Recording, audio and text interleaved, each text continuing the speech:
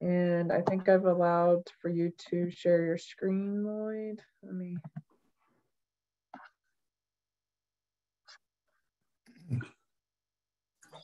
It's giving me an error that you haven't done that. Well, let me check it again. Here. There we go. Can everybody see the screen? Yes.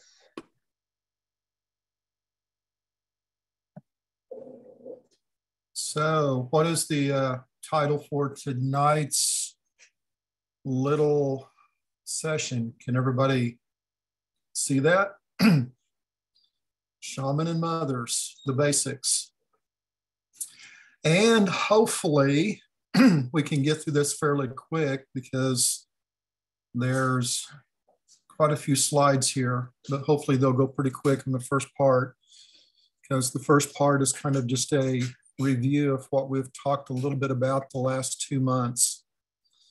And what we're going to look at tonight, our objectives are a refresher of the beginnings.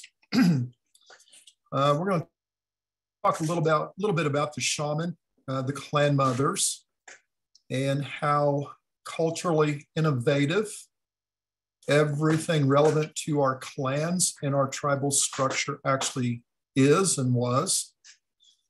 And we're going to talk about the clans, and people should know who and what their clans are. And we'll see that that's a little debatable. We're also going to talk just a little bit about the governmental structure with some chiefs, the leading men, and see what happened as a primary source of the unraveling of our traditions. So a quick little refresher.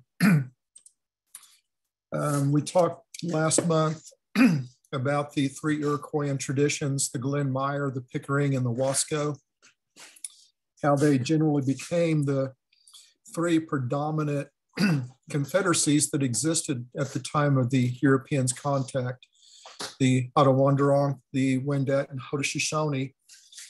And it is from the Ottawandarong that our 3 parent tribes emerged from.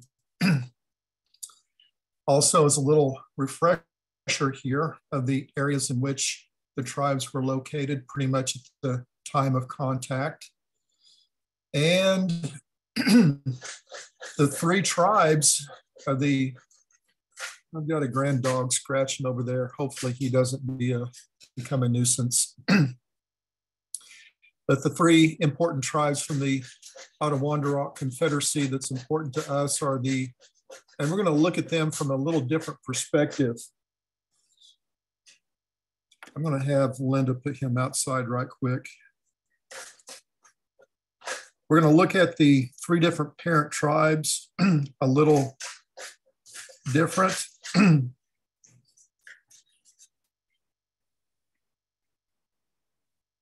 We're going to look at the 3 tribes from the totem in which they are known from, like the Hanariskwa is the wolf, the Oskanoton is the deer, and the Wanrorin is the turtle. So these 3 different tribes, 3 different nations, 3 different people groups are the wolf, deer, and turtle. And that's going to be very important here in a little bit.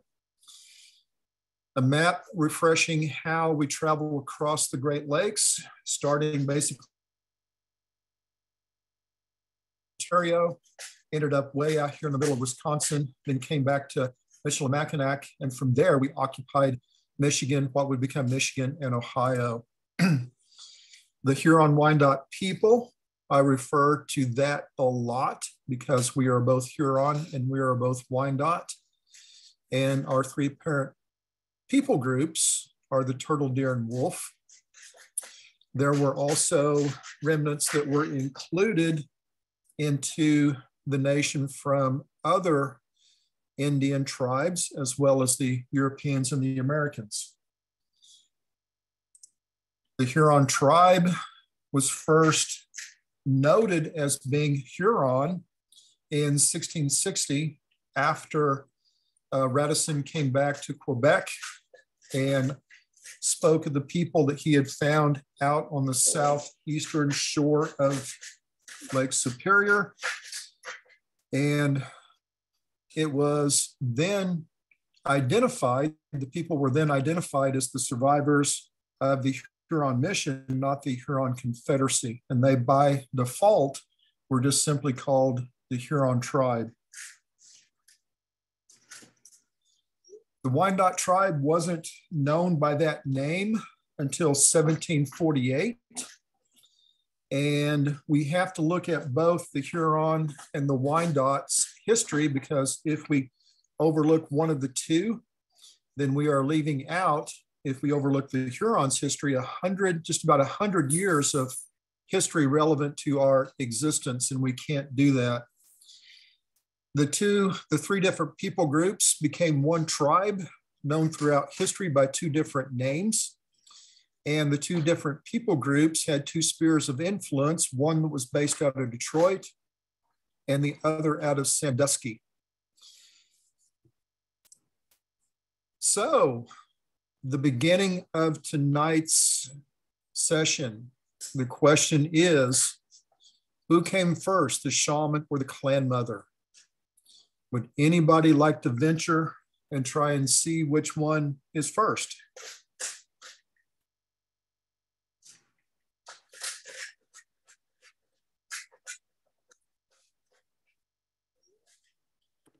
Nobody wants to take a guess? Shaman or clan mother? Who wants to vote for the shaman? Okay. Well, we'll just move. I'm voting for the mothers. I couldn't find my unmute button. The mothers? Okay. In the most ancient days of time, it's most likely that the shaman actually was the first to come into importance or a place of prominence among a wandering people group, because the shaman communed with the spirits, and the interaction of the people upon nature or with nature was predominantly done through spirits, and somebody had to basically step in and fill that little gap between the tangible world, nature, and the spirits in order for the people to survive and thrive. Now, the shaman basically communed with the spirits through the help of tobacco.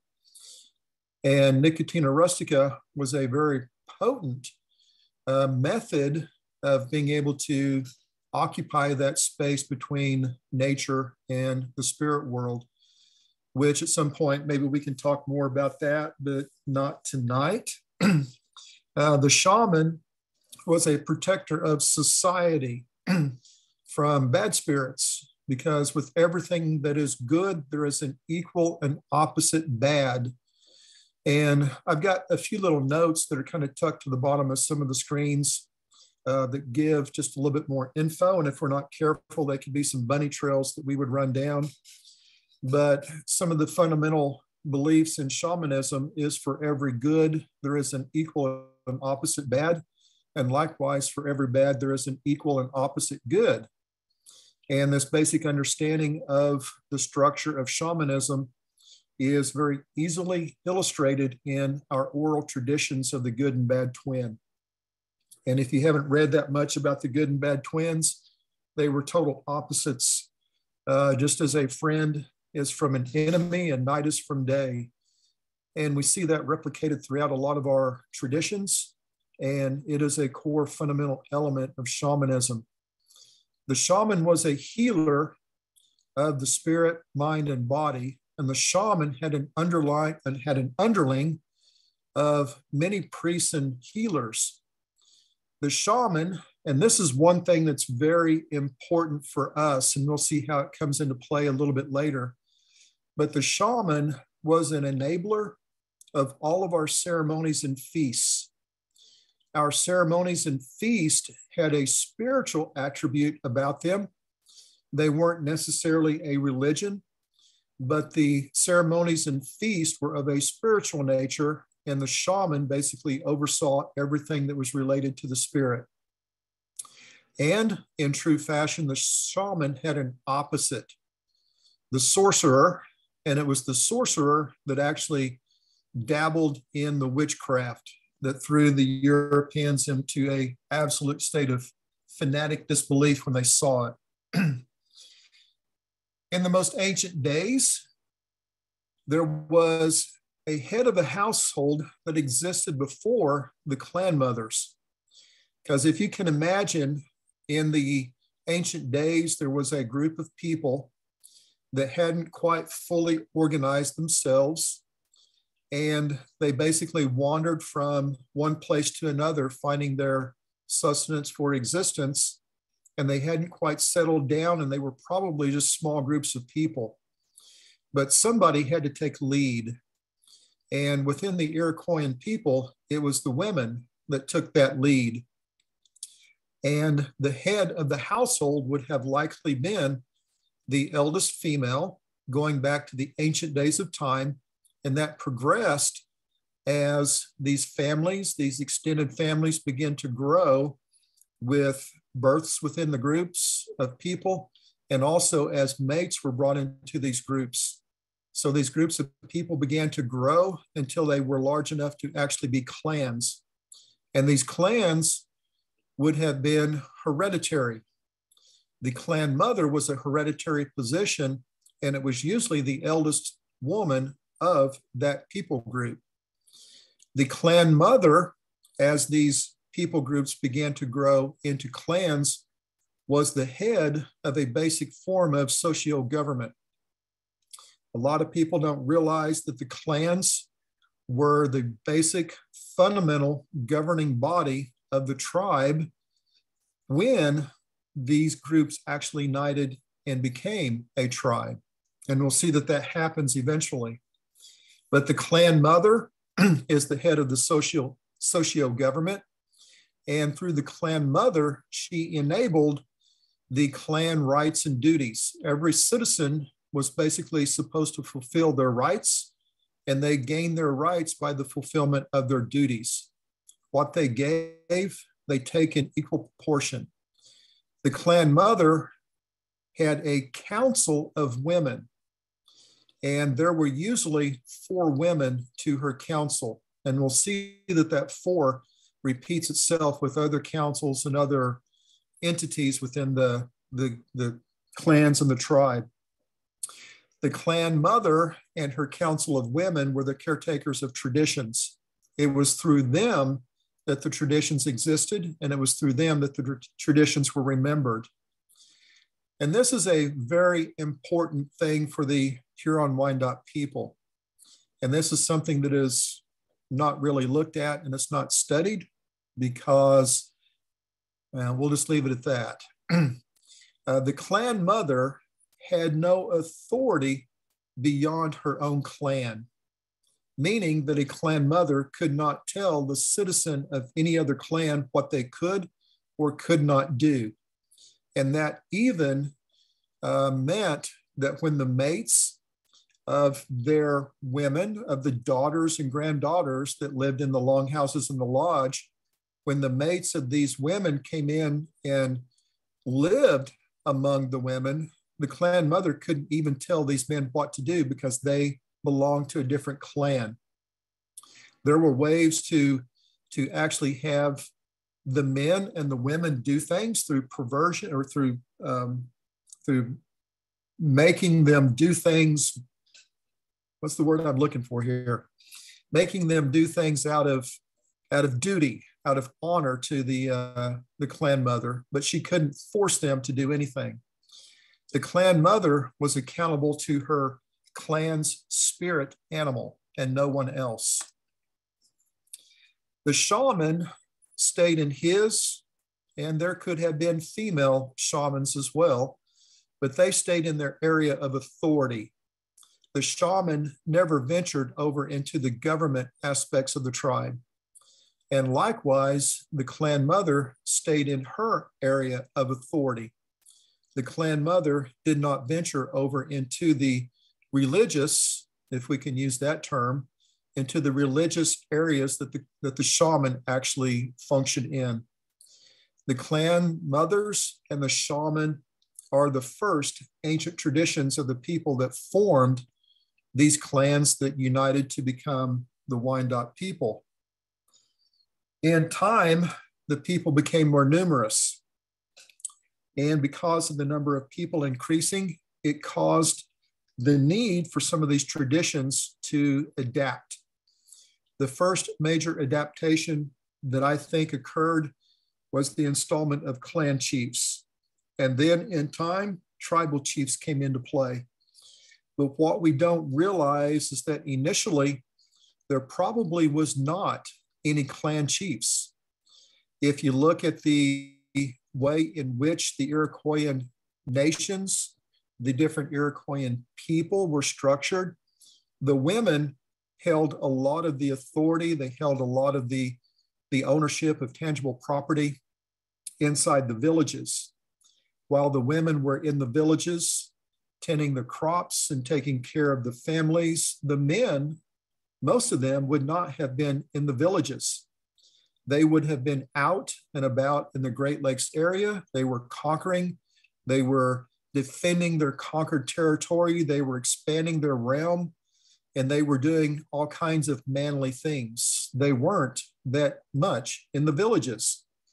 So when the women actually set up their socio-governmental form of rights and duties, the men were hardly present. So because of that, there is not that high of a chance that the clan chiefs existed. The clan chiefs came into play when the men finally came back into the villages and realized that the women were in charge of everything. And they basically went, hey, we want to have a say in what's happening with us. And out of common courtesy, the women agreed to let the men have a position on their clan, within their clans, and that was that of a chief. And we'll see what those responsibilities included later. But Dr. Steckley made a comment that is pretty true and pretty powerful.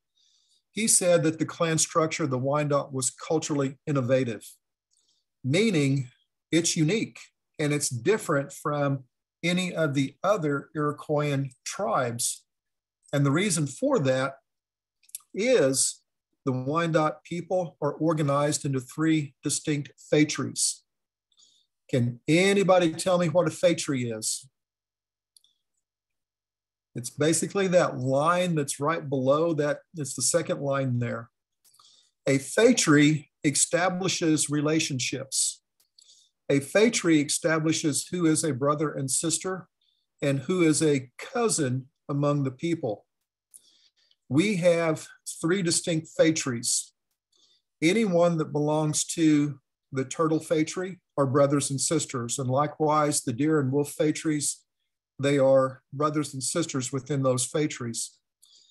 If you have a relationship with someone outside of your own phratry, let's say that you have the turtles and you have the porcupines are brothers and sisters to the big turtle clans, but they are cousins to the clans within the deer and wolf phratries. So the phratries established those boundaries in which people could take mates, and they established those boundaries so that there was a continuation of the tribe to have strong, powerful genetics. And how they knew about genetics back then blows your mind, but they knew that they had to be very careful. However, we'll see that if you could have a sibling, a true blood sibling that had 2 mothers, one from different phratries, but the same father, they would have been naturally born half brother and half sister. They could take each other as mates because they were technically cousins according to the relationship within the clans. But that's a whole different discussion that we could get into some other time. But the most honored nation was the turtle people. The strongest nation after dispersal was the deer. And before and after the dispersal, the peacekeepers within the tribe was the wolf. Each nation had their own unique structure, and each had their own traditions and clans.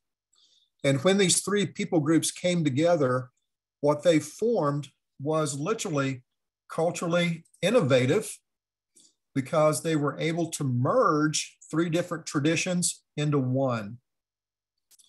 The first accounting of any of our clans was conducted in 1747 by Jesuit Father Pierre Poitiers. And he found that we had these clans: the large turtle, the wolf, the bear, the deer, the porcupine, striped turtle, prairie turtle, snake, hawk, and sturgeon, which the sturgeon is unique to Poitiers' list. And another thing that's unique to the Huron Wyandotte people is the Porcupine Clan. The Porcupine Clan does not exist in any other Iroquois tribe. The Porcupines are unique only to the Wyandotte people. So there are many different compiled Huron Wyandotte clan lists. Most of them do not agree on the clans. There have almost always been at least 2 to 5 different turtle clans that are listed in any one of these clan lists. And that is why the Huron Wyandotte people are known as the turtle people. We have more turtle clans than any other Iroquois nation. The clan list that was compiled in 1874, and we'll take a look at it in just a moment, is the only known clan list that was actually compiled by us. The 1874 clan list was compiled when the people actually came together to vote.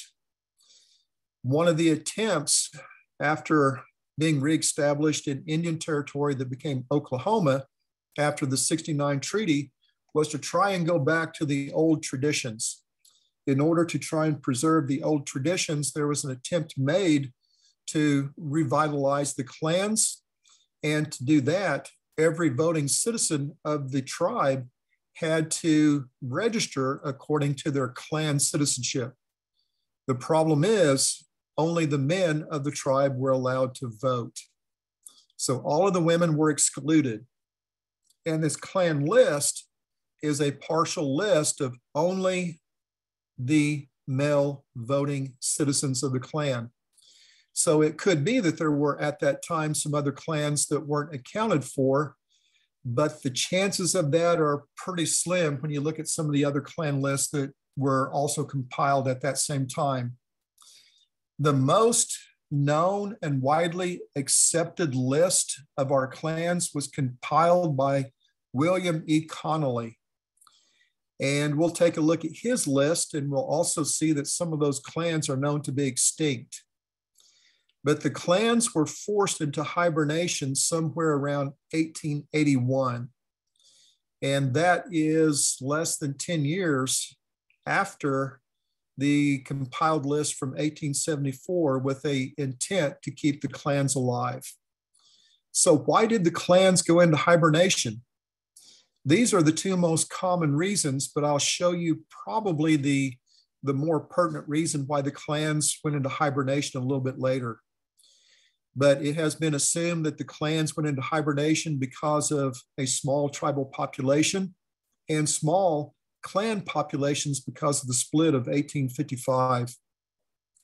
And 2, at this time, the shaman and the clan mothers were no longer found in society. And the clans formed the tribe. The tribe did not form the clans. So in reverse, it was not possible for the attempt that was made in 1874 to revitalize the clans, to reestablish the clans, because the tribe tried to do that which it could not. And that was to form and structure the clans from within inside of the tribe. The tribe and the clans basically exist on 2 separate planes. The clan list of 1874 basically accounted for 7 clans: the big turtle, the little turtle, the wolf, deer, porcupine, and snake. The most common used clan list is that of Connolly. And if you look, you can see Connolly's list just about everywhere today. This is the acknowledged clan list that the Wyandotte Nation uses frequently. And if you look, the names of the clans that are in lowercase and italicized, they are the clans that are known to be extinct.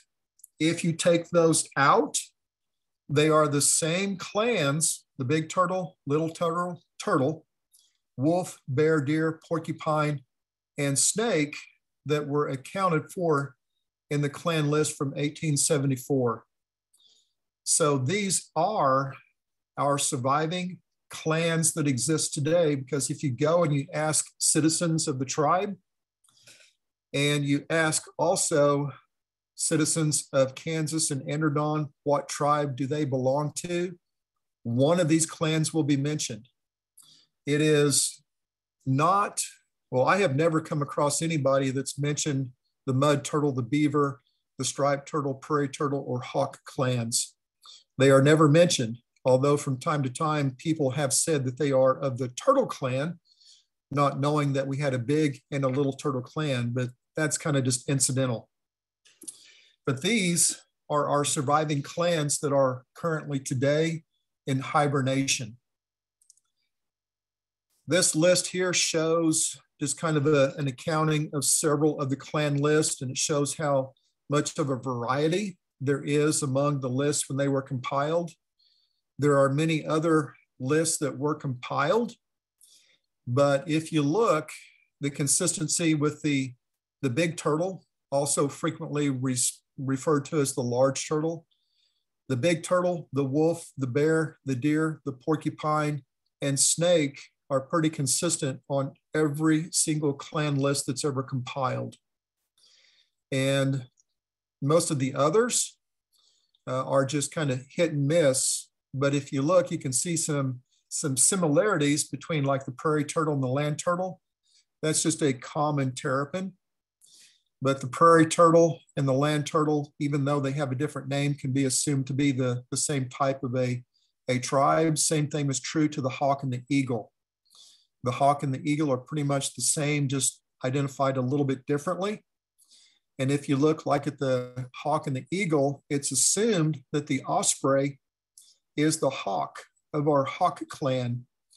And the osprey is also kind of classified as an eagle and both a hawk. So it'd be very easy for that to be taken as either hawk or eagle by, in this case, Finley and all the others that identified the hawk clan. Among the Wyandottes, a man is never appointed to any place of trust or allowed to take part in the councils of the nation before he arrives at the age of 30. At this age, he is considered a man. That is a quote from Charles Trowbridge that was preserved in 1822. So this tells us that before any man could actually reside on any of the councils, and we're going to take a quick look at the councils, he had to be at least 30 years old before he was appointed or could be placed on a council. There were many different chiefs that would have at one point been over a council. And the first chief that we looked at earlier is the clan chief. The clan chiefs were chosen by the clan mother and her council. The clan chief was usually a hereditary position that passed from uncle to the eldest nephew. The clan chief could not pass upon his death his position of chief to his son, because his son would have belonged to a different clan. The only way that he can pass that hereditary position was to a nephew, the son of his sister. And usually it was the eldest son of the eldest sister. The clan chiefs were initially chosen to represent the men. Like I was saying earlier, the men kind of stepped up one day and said, hey, we're not represented here. So the women, out of the graces that they had, basically allowed one of the men to serve on their council.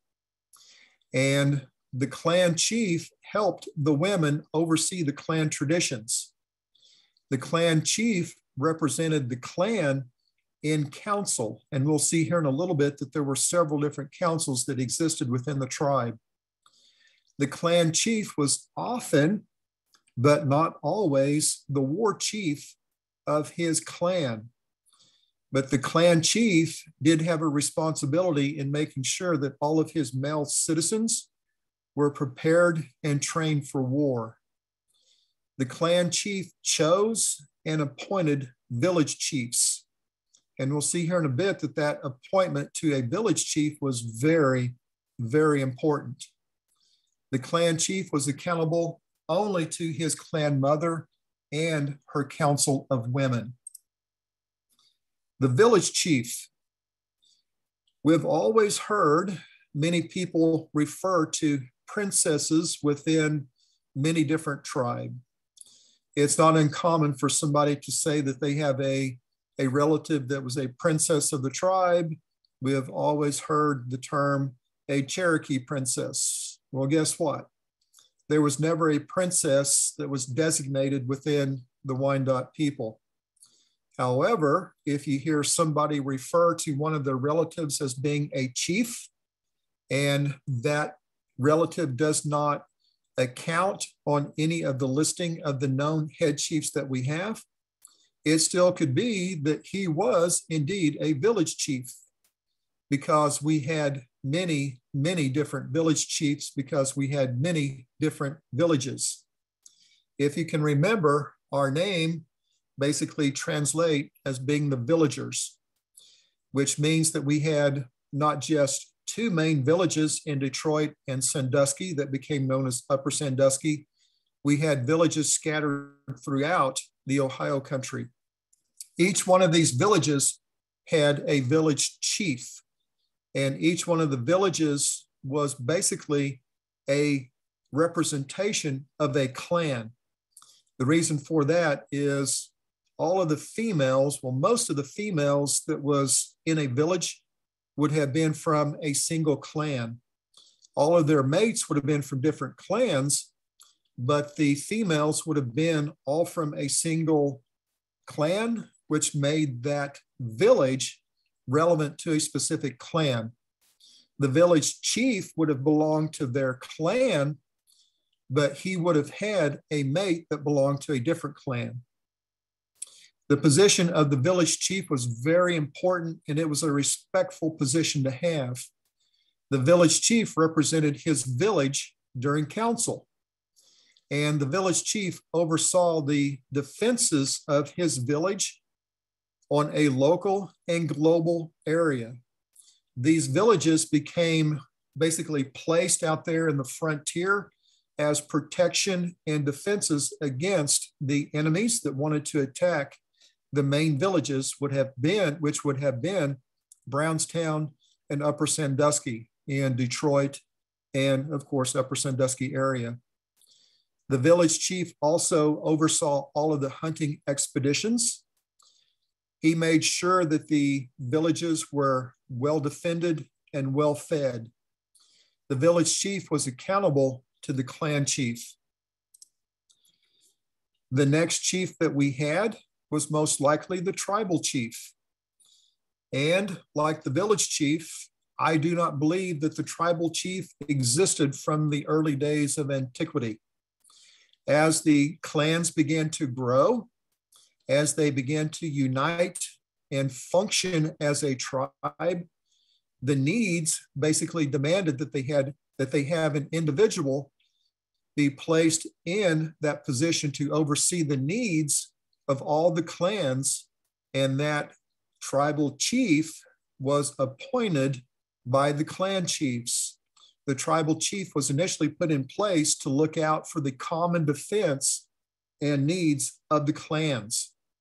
The tribe basically served the needs of the clans. The clans did not serve the needs of the tribe. The tribal chief did not have any direct authority over the clans. The tribal chief could not tell the clan chiefs, could not tell the clan mothers, could not tell the clan councils what they could or could not do. The tribal chief did not have that authority. The tribal chief appointed for himself another chief that was commonly referred to as the little chief. We know the little chief today as our second chief. And tradition states that the tribal chief was initially chosen from the Deer clan. Does anybody know from which clan the tribal chief was initially chosen from after the Deer clan fell from favor? What was Tarhe's clan? Tarhe was the first chief to be chosen out of the Deer clan. Can somebody tell me whose clan was Tarhe's? Porcupine. He was Porcupine, yes. So the Porcupine Clan from the late to mid 1870s commonly supplied both the head chief of the tribe and also the war pole, the war chief of the tribe. And the tribal chief was only accountable to the tribal council.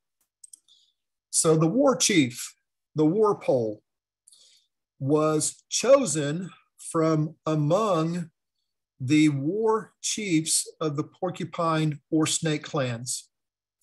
Only the war pole could come from the Porcupine or Snake clans, and that remained pretty true throughout the history of the tribe when we actually had a functioning war pole. The last war chief of the Wyandotte people basically ceased to exist in 1828. In 1828, there were a lot of changes that took place among the tribe, and one of those changes was the setting aside of a war pole. And during times of war, the war pole and the head chief had full authority over all matters pertaining to that war. And that's a pretty powerful statement, because if you look at our history, we were almost in a state of constant war. From our initial conception as a tribe when we were dispersed from Ontario up until we left Ohio, or just before we left Ohio, we were almost in a state of constant war. So both the war pole and the head chief, they served a dual role as having some extreme authority over all matters pertaining not only to war, but the tribe in whole, because the tribe was in such a state of constant alert, of constant war. The war pole, like the head chief, was only accountable to the tribal council. There were many different councils. The clan councils were typically very informal, and they were conducted no less than a family getting together and having a little meeting. The clan councils could be held at the discretion of the clan. They could be held when a need arose. And if somebody just wanted to get together and have a meeting, they could be on convenience. So the clan councils were pretty much informal, and they were dictated by each of the clans individually. In opposite fashion, the tribal council was assembled with full formality. The procedures were often very burdensome and full of ceremony. When the clans came together, they had certain places that they could set. The order of precedence, every single clan had to be in their assigned position. They spoke when they were given the fire, if you will, and they followed ceremony to the nth degree, which means at times they had hard times making decisions among the clans. And at times their assembly would have gone on for several days. The tribal council was often held on the night of a full moon, but it could have been ongoing for several days after that. it was always in the best interest of the clans to keep their business within the clan. The clans could have taken matters to the whole of the tribe if they couldn't find any concession within their own governmental structure. They didn't want that to happen because the clans didn't want their business to become business of the tribe. And they didn't allow that to happen when they could avoid it at all cost. There were many different councils. As we've seen, the first council was the Women's Council. The Women's Council constituted the council of all the clans. That would have been the clan mother and her clan councils coming together when times needed. Once they actually appointed the clan chief joined their council and they became part of the Women's Council. Likewise, in opposite fashion to the Women's Council, the men had their own council and they could call themselves together when they felt it necessary without the women being present. The clan mothers and their council of women, the clan's chiefs, are the basic council of the clans. Once the tribal chief was appointed, the tribal chief and the clan chiefs represented the basic tribal council. In time, the war pole and his war chief would represent the basic military council. During times of war, as we saw, the war pole and his council, the tribal chief and his little chief, and the clan chiefs represented the full of the military council. So you can see here that over time, there were basically layers and rings of authority that would be involved in our tribal councils. You had the women, you had the common citizen, and in time, another level of authority came into play that would cause a lot of problems, and we'll see what that was here in just a few moments. But there were 6 formal councils within the tribe. You had the clan council, the tribal council, the military council, the grand council of the clans, the grand council of the tribe, and the nation's council. One of those councils should sound very familiar to us today because tribal citizenry in whole today constitute the nation's council. And when we come together at the annual meeting is a representation of the nation's council coming together in modern times. The grand councils were convened only for special purposes, times of crisis, and matters that affected the whole of clan or tribal citizenry. The grand councils came together during times like when we were removed from Ohio to Indian Territory. The whole of the clan and tribal citizenry had to come together to approve that move. Likewise, when the Treaty of 1855 was approved, it had to be approved by the Grand Council of the tribe. Every citizen of voting age had to be in attendance. And that caused some problems because in 1855 and 1869, when the censuses were conducted, it was impossible for the whole of the tribe to come together and constitute a grand council. And that's caused some problems over the ensuing years. Their law, and this is a quote from James B. Finley's History of the Wyandotte Mission. And this is a lead in to the next group of people I want to take a quick look at. Their tribe law, and the grammar's not very good from Reverend Finley.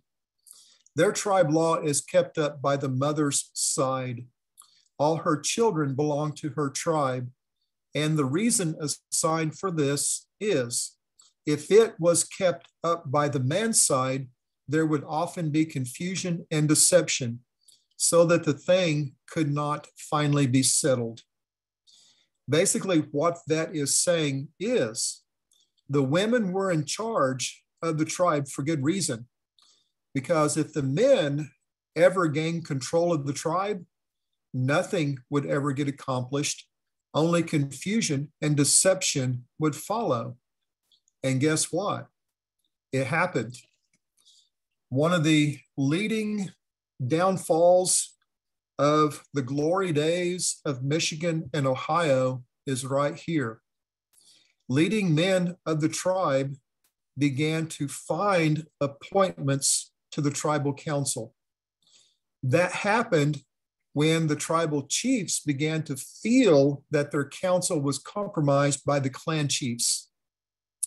They began to think that the clan mothers were meddling inside of the tribal council through their hereditary clan chiefs. The clan chiefs obviously were appointed to the tribal council by their clan, and they were chosen by the clan mothers. In time, as some differences began to emerge within the tribe through the acceptance of Christianity or staying with the traditional way of life, some of the clan mothers accepted Christianity. So the tribal chiefs began to think that the clan mothers began to meddle inside of tribal government through their clan chiefs. And the tribal chief tried to circumvent that by putting men around him that he chose that were independent of the clans. These appointed men, the leading men, obviously came from a clan, but they had no accountability to their clan mother because they were not appointed to the council by their clan mother. Because of this, the clans became severely weakened because, in contrast to what the tribal chief believed, it was actually the leading men that were seeking personal agendas, and it was the leading men that were making decisions that ultimately weakened the clans. During council, a leading man did not have any accountability to the clan mother, to the clans, and tradition. And there are two leading men that we see down here at the bottom that did not have formal positions in the council due to any hereditary position. That is Tarhay and William Walker Jr.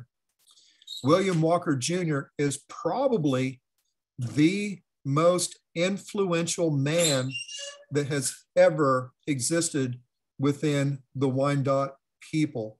William Walker Jr. had considerable authority. He had considerable influence over the tribe during the times that he was alive. He served only on two occasions, once through an appointment and a one-year term as chief. William Walker Jr.'s authority and his influence was that through a leading man. And his lead can at times be open for debate. There were some things that he did that was good, and there were some things that he did that was not so good. But it is undeniable, without the influence of men like William Walker Jr. and others, the destiny of the tribe would not have been nearly as good as it turned out. And in some cases, it turned out worse than it could have if the influence of some of these leading men had not been so strong. Here is the big change that occurred. In 1825, Chief Yonquat died. And for the first time in our history, the tribe faced an impasse. The clan chiefs could not agree on Yonquat's successor. There were too many differences in the tribe within the clans that the pagan and the Christian factions, the pagan is referring to those who wanted to follow the traditional ways, but the two different factions began to fight among themselves. They could not agree on the appointment of a new chief, Yonquat, because half of them wanted a Christian chief and half of them wanted a pagan chief to follow the old ways. They basically disagreed and they fought for 3 years. And then a leading man, and this will probably take a few people by surprise, a leading man who made the suggestion that changed the course of our history was the Reverend James B. Finley. Reverend Finley made a suggestion that they do away with clan appointments, and they elect from among tribal citizenry a replacement for clan chiefs that would be called chancellors. Initially, it was hoped that the chancellors could be elected from among a clan that they represented. But in time, these chancellors came to be elected from anywhere through anyone that was willing to run for a position.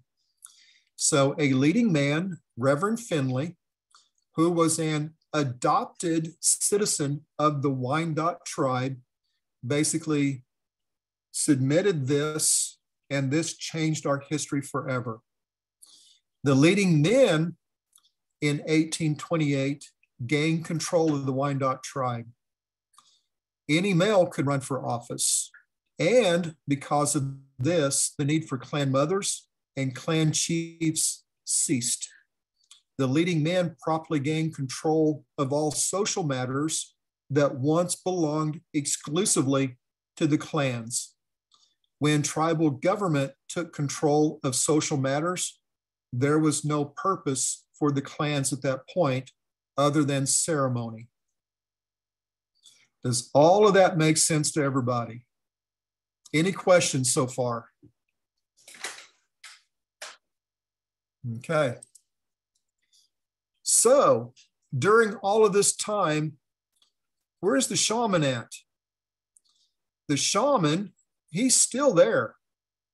The shaman is still fulfilling his or her duty within the tribal community. The shaman did not die. He was not absent. She was there. He was there. Whomever it was still played a very vital role, because the shaman, as we had seen, basically enabled all of the feasts and all of the ceremonies. And during all of this time, the feast and the ceremonies did not cease, which means that the ceremonies and the feasts were still being overseen by the shaman, or as he became known in time, the medicine man. However, by the time we had reestablished ourselves in Indian territory that became Oklahoma, it is believed that somewhere around 1881 to 1882, the last acknowledged shaman or medicine man of the tribe died. And with him died the legitimate enabler of all of our ceremonies and feasts. Without him or her, given that the feast and the ceremonies had religious connotations, they technically could not exist any longer. And in 1881, 1882, with the death of the shaman, the clans were forced into hibernation with the intent of returning at some time in the future. So the last thing I have here is a quote from my new book. And it says, one of the first steps to reclaiming the Huron Wyandotte clans and their clan mothers is to acknowledge that the men were a big part of the problem, but they were not the only problem. By reinstating the clan's matriarchal government to augment but not replace the men's oligarchical government, a traditional balance can be restored. So our tradition of social government is balanced upon the men and the women serving society. The men and the women had their balanced roles that they had to play. And right now, the big thing that's missing within our traditions, within our society, is the role of the clan mothers, the role of the shaman enabling our ceremonies and our feasts. And once that can be restored, which I believe that we could do that in the coming years, it would take a considerable amount of work, but I believe that we are at the point where our clans can be brought out of hibernation. And once again, we can have the green corn feast, the feast of giving names, the feast of first fruits, the solemn feast. All of those feasts can return.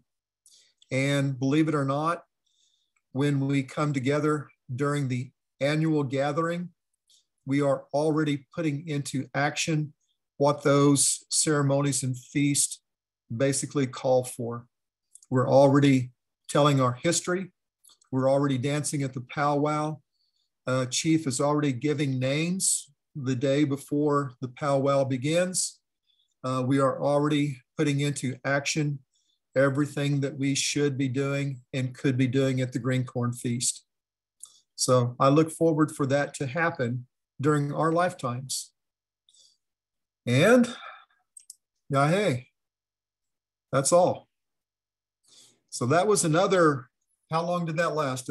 Not quite an hour. That was another chunk of information, but that shows the basics of how the tribe was organized and upon the foundations of the shaman and the clan mothers that everything existed.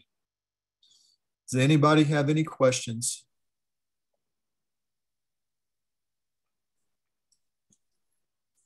I do, Lloyd. Okay. Okay, so the reason the women did not get to vote in, said 1855, 1870, when was I can't remember, go back on the dates that you said the women couldn't vote. It was only the men. 1874. 74. Was that was after we went to from the Klan government to the other government, correct? That is in the early stages of the transition that was happening. In 1874, there was an attempt to go back to the old traditional government that was based upon the clans. Mm-hmm. So this was a hope that didn't quite materialize, to go back to the clan way of doing things. And they kind of stumped their own toe, if you will, by only allowing the men to vote. The traditional way of voting within the tribe gave an equal vote to both the men and the women. The men and the women, going back to the early days of when the clans came together and the tribe came together, everyone, male and female of voting age, had an equal voice and equal vote to cast. When the women were excluded in 1874, the men had unknowingly assumed some of the traditions of the Europeans and the Americans. Mm-hmm. Because at this time in history, the women among the European and the American cultures were minimized. They had no rights. They had authority. They had no ability to vote for anything. They were totally disenfranchised. And when the men put together this list to try and preserve the clans, they incorporated some of these doctrines that they had been living among for over 150 years. They had unknowingly adopted some of these ideologies from the Americans, and they eliminated the women from voting, which they're trying to preserve tradition, but at the same time, they immediately dishonor tradition by not allowing the women to vote. So that was a direct influence by the American culture that had so influenced our own traditional culture. And that was seen in 1874. And do you feel they purposely did that, or just? No, I think they did that because they had such a desire to reinstate the old way of doing things. They also, along with the men having to identify their clan, each one that voted had to still be able to speak Wyandotte. They still had to know the traditional language. They still had to converse with our traditional language, and they had to know their clan. So they had good intentions, and I think they unknowingly eliminated the women. And if they had knowingly done that, they were hypocrites. And I don't see those men at that time knowingly doing it for any type of malicious means. It was an oversight that they probably kicked themselves up one side and down the other several years afterwards. Mm-hmm. Then my last question was regarding boys were not considered men until age 30. Was that the age when people could start voting too? Or do you know at what age could people start voting with the tribe? That kind of varied throughout the years. At one point, you can see where citizens had to be 18 years of age to vote. In other instances, they were identified as having to be 21 years of age. So they could vote much earlier than they could actually serve in a position on the council or as a chief.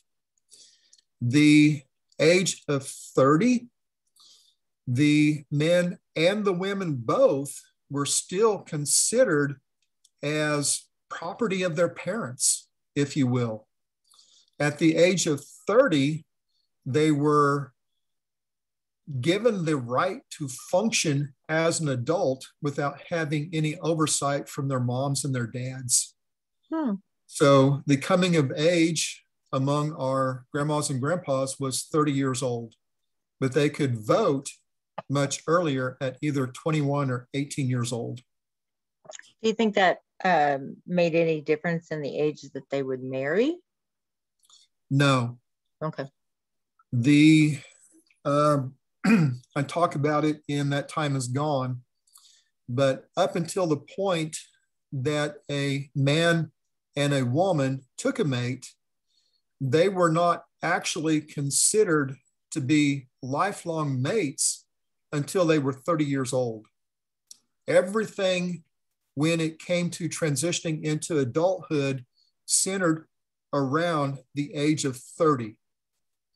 Now, knowing that men and women did not wait until they were 30 years of age to take themselves a mate and start having children, they were not considered lifelong mates until they were 30 years old with that same mate.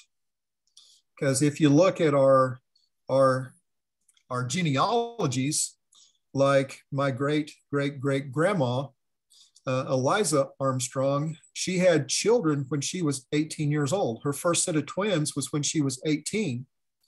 So she had children at an early age, but she was not considered to be John Bland's mate until she was 30 years old. This is what the children were in the female clan. Correct. You can prove maternity. It's difficult without DNA technology to prove paternity. That is true. And even the tribes today do not use DNA as a way in which to show clan citizenship, only the paternity, mother, father, and that's immediate within one generation time. So staying 30 years of age and being still part of your parents was the way to prove who were your parents. But there was a lot of promiscuity that happened within the tribe too. So if you had a lady who had a child out of wedlock, if you will, they didn't have weddings, they took mates. If she had a child without having a formal mate, it was very common for her to never disclose who the father of her child was. That was a secret that was taken to the grave.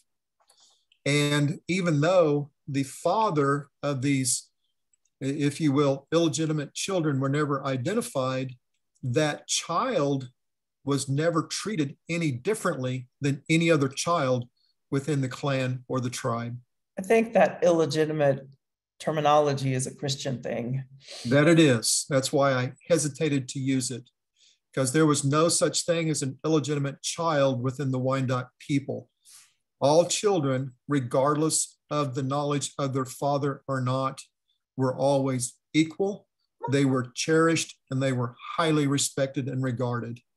Our children are the future of the tribe, and each was treated no differently than anyone else.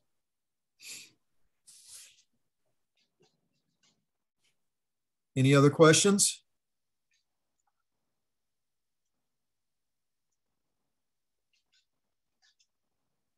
Okay. Well, that's all I have. And I'm going to turn that off again. All right. Thank you, Lloyd, so much. So I will I'll get the PDF to Kim again, and she can email it to everybody that would like to have a copy of it. All right. Thank you, Lloyd. You're welcome. It's good to see you, Bert. It's good to see everybody. And we have 3, 6, 9, 10, 11 people, about a dozen people tonight. Start recruiting people to come. All of these, it'd be nice to have 20, 30, 50, 100 people in here. Be nice to have some good discussions in the coming months. So any ideas for next month?